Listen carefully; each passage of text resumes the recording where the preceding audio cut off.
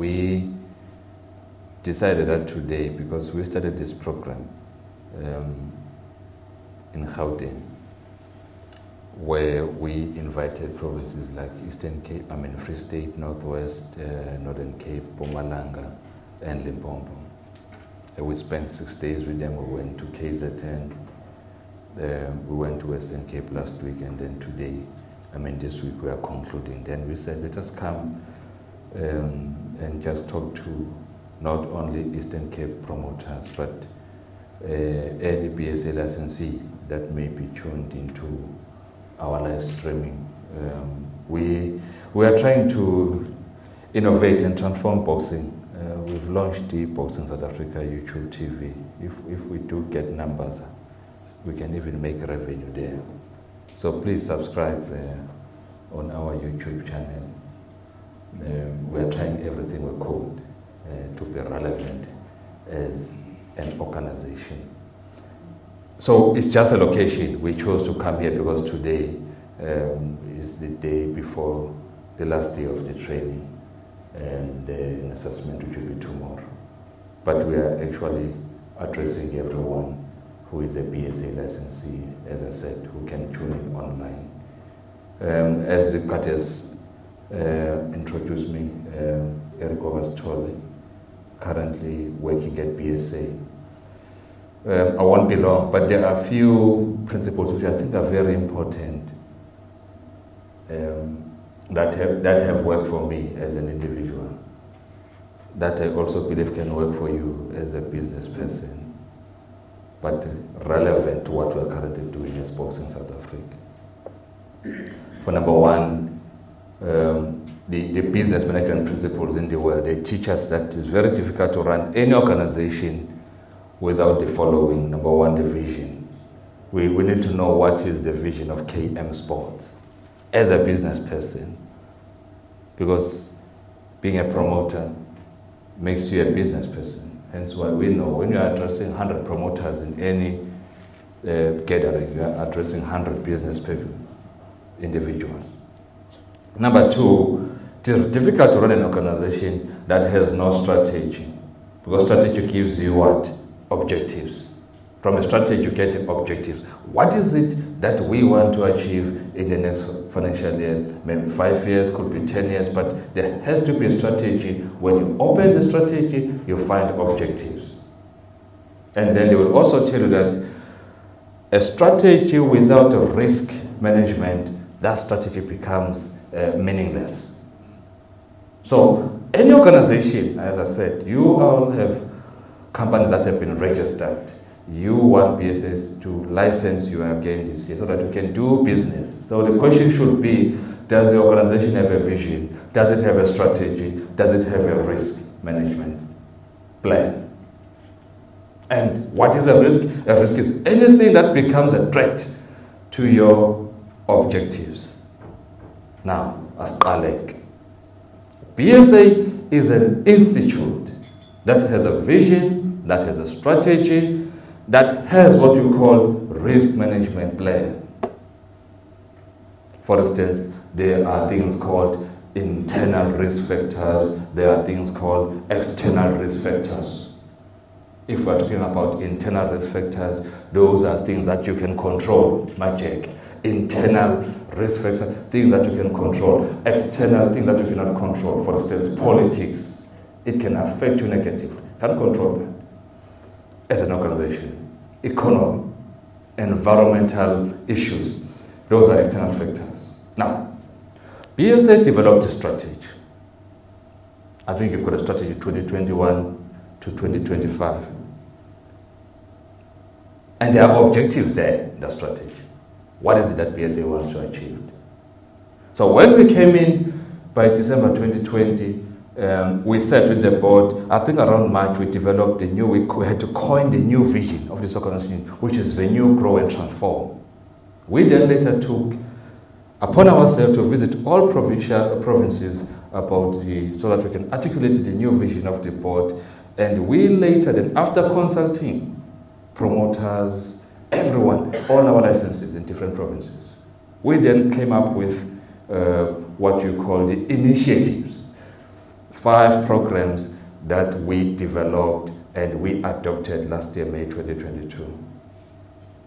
And one of those programs was this one of assessing our licensees. It was approved last year, May 2022, by the board. Now, why we had to implement that? We realized that as an organization, we have a vision. There is a place where we're supposed to be as a boxing South Africa, but we're not getting there. We're not getting there. And we had to ask ourselves, why are we not getting there as boxing South Africa? So we applied what we call the risk management framework, where you have to identify what is a risk. We identified. We were able to see that there are certain risks that are facing PSA. For instance, financial resources. We've got scarce financial resources. Our budget is sitting at, I think, 19 million rand. But you've got a number of activities that you must undertake as an organization. Financial resources are a risk. It's an internal factor. We have to engage stakeholders. For instance, we said we need to, I said, number one, a framework. You identify a risk, a financial resource. Number 2, you analyze it, evaluate, and number 4, you treat it. How do you treat that? We said, in the meantime, while we are engaging provincial departments to national department and other sponsors, let us come up with a strategy called stakeholder management, where we're going to ask provincial department to assist us on some of the programs. If we want to implement programs, let us work with this provincial department. Stakeholder management. That's how you treat it. We are managing that risk. So that business of PSA can continue even if we don't have resources. But there was another risk. Our licenses became a risk to us. Because there are certain things that were done by our licenses that became a threat to this organization. I don't know how many times last year we received calls about the way judges executed their assignments for review. Not only judges, like ring officials or referees, they've got complaints sitting with complaints. But it's not only ring officials, managers and trainers. We once had a licensee, layer decided to show to Pagati ringing when everyone was watching. You all remember that. We were in the portfolio committee on Wednesday. I think a portfolio committee member from the EFF, Ringo Maslingos, did ask, how far is the case of that particular licensee? Because we are all watching. So I'm saying, we identified our licensees. Yes, we are giving them license, but they are becoming a risk to us because they are threatening the existence of the organization. So how do we deal with this? Not only managers and trainers, but some promoters as well. The tragedy, I call it a tragedy, what happened in December in KZN, when we had this international tournament that was going to take place in Mozambique. You all remember that. It was our promoter that let us down as boxing South Africa. But it's not all. Not only that, even here in Eastern Cape, you have such promoters that can destroy the existence of this institute. Not in Eastern Cape, KZN, Gauteng. I'm saying our licenses became a threat to this organization to a point where we decided we need to treat and put measures in place to mitigate this risk. Hence why this particular program was born. This is the first time it is being implemented. It might have some gaps, but it's still a piloting phase. Because we want, at the end of the day, to have licenses in our system. I've been preaching this. Who understand, number one, their responsibilities. What are your responsibilities as a PSA licensee? If you're a referee, if you're a judge, if you're a manager, do you understand your responsibilities? Number two, the code of conduct, the disciplinary code of conduct of PSA. Do you understand it? As a licensee, Because sometimes when we execute what belongs to us, and in fact, empowered by the Act, empowered by regulations, it's not as if BSA is targeting people. So we have to educate our people. I made an example that around December, this year, February, we had to suspend a promoter because the promoter was violating the condition that was attached to the approval of her license. Right? Then the promoter takes us to court, saying, BSA does not want to sanction my tournament. But if you follow the procedures, it goes to court and say, court, allow me tomorrow, Saturday, to stage the tournament. Allow me, it's the promoter, licensed BSA licensee. Goes to court, say, tomorrow is on Saturday. So I'm coming, it's Sunday. I'm here to ask you, court, to declare or to force or to issue out an order that will allow me to have a tournament tomorrow on Sunday. Bear in mind, there is no sanctioning that from BSA. There are no press monies paid. There was no way in. Then the court says, so we try to explain to the court, no, but you can't, because even your decision, Your Honor, or my Lord, is illegal. Remember, the Constitution does not allow us to implement anything which is, even if it's an order itself from the court. So, court, it is your duty as BSA to teach and develop your people.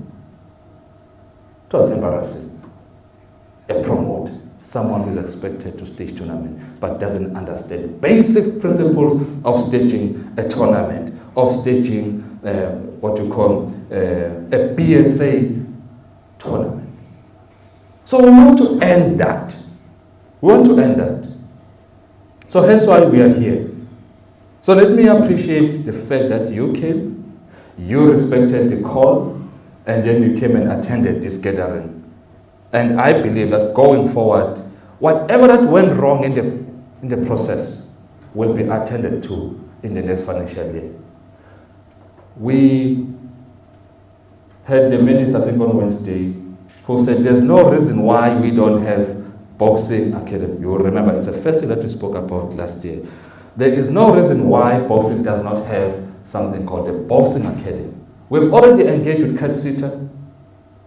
They've given us a number of courses. Because what we want to do going forward, after this period of assessment has been concluded, there will be recommendations to be made to the board that these, based on the competence, how they responded when they are being assessed, we believe they deserve to give him our license. They deserve to be our licensees. Then the board will approve that. Once you are inside, it's not over. It's not done. We're going to introduce something called continuous professional development. Just like if you become an accountant, you are compelled per year to attend courses on tax, financial accounting, management accounting, and other relevant modules that assist you on a daily basis to execute your duties as an accountant. CPDs. We're going to have CPDs in boxing. So which means it won't be just I attended the training for boxers in Africa, then assessment, but there has to be another training that you must attend in line with your area of the area of interest. CATSITA has given us those courses. We'll have to analyze, communicate with the structures, but we're going to have CPDs, which will mean going forward in the next financial year, if you want to get the license, so there will be prerequisites. You have to produce. Show us the courses that you attended last year in line with the area of interest. That's where we are going as BSA. Hence why we have to fast track the implementation of development and the implementation of Boxing Academy. We have to professionalize our institute, which is Boxing South Africa. If we do that, it's not me who will benefit. It is you who will benefit, because everyone will want to be associated with a professional institute. Institute you can't run such an organization. It has to be professionalized because it's a professional boxing. So I hope, as I said, gaps corner, those gaps will be attended as from yesterday. going forward, they will be attended to. Ensure that at the end of the day, our product also will also iba and the appetite appeal who wants to be in boxing. Sisizani. Sifuna ukuvalela ipeace ngaphandle, if I can use that word. There are people who join boxing as a by the way. They've got other things that they are doing. You see, once you come into boxing and you join boxing as a by the way, I can make money through boxing, you're going to be a problem. You must demonstrate passion. How do you demonstrate passion? You need to know BSA Act, you need to know boxing regulation. We will soon, through the Office of the Minister, publish the amended boxing regulations, and all licenses will be accepted to make their comments. Those who are passionate about boxing will be seen making their comments in that document. So we are now concluding the 2023-2024, let me say, mandatory. We said this should be mandatory trainings and assessment. And if you want to be part of us in this financial year, therefore you have to go through this process. As I said, there might be gaps, but Zoyaka is semoyeni igcinile nesifunayo. Thank you so much. And angenibonge madoda, Mr. Mcha, Mr. Khadu, for the work that you've done in the different provinces. Tlaganiso, you've been through all provinces again, and working with different provincial managers. So the work that we've done, our way in the past, PSA staff, it may not be perfect, but at the end of the day, it's the product that we want to sell to all organizations and to all our sponsors out there. Thank you so much. Yesterday we hosted the first time in history between PSA and SABC a boxing tournament at Auckland Park, which was done by TLP Promo, which was a successful tournament. May we are coming here. So these are the things. We want anyone who wants to participate in boxing, who deserves to be in boxing. And he gate going forward. Boxing.